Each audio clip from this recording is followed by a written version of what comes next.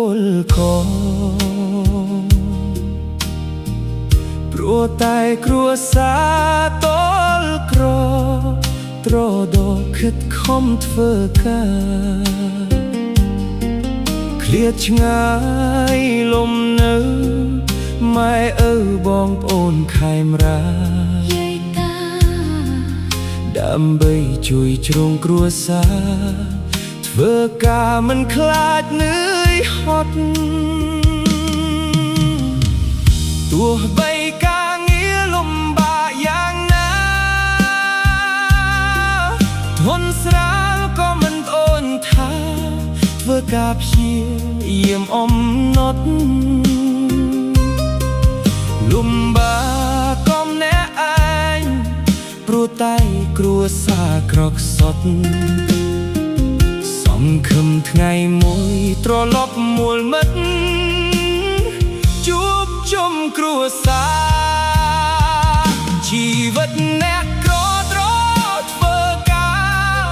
ញើសហូរក៏មិនវាចាធ្វើការផ្ទោយកកម្រៃ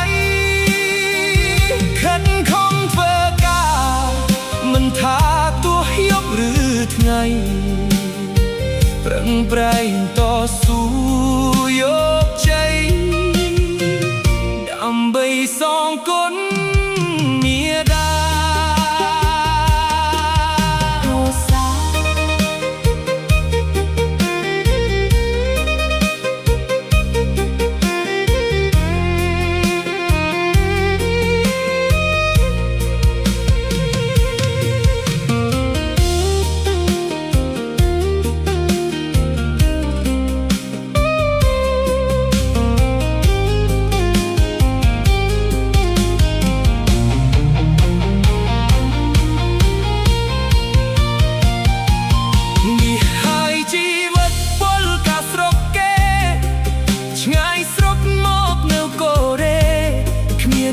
ទេសុខយ៉ាងណាធ្វើការរាល់ថ្ងៃដូរកាយញើសចូលអាត្មាតស៊ូលំបាកសង្ឃឹមគ្រួសារនឹងបានធូរស្បើយជីវិតអ្នកក្រត្រធ្វើការ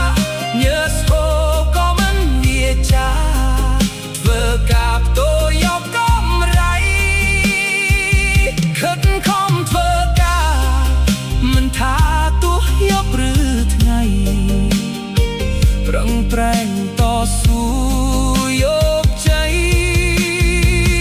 ដើម្បីសងគុណ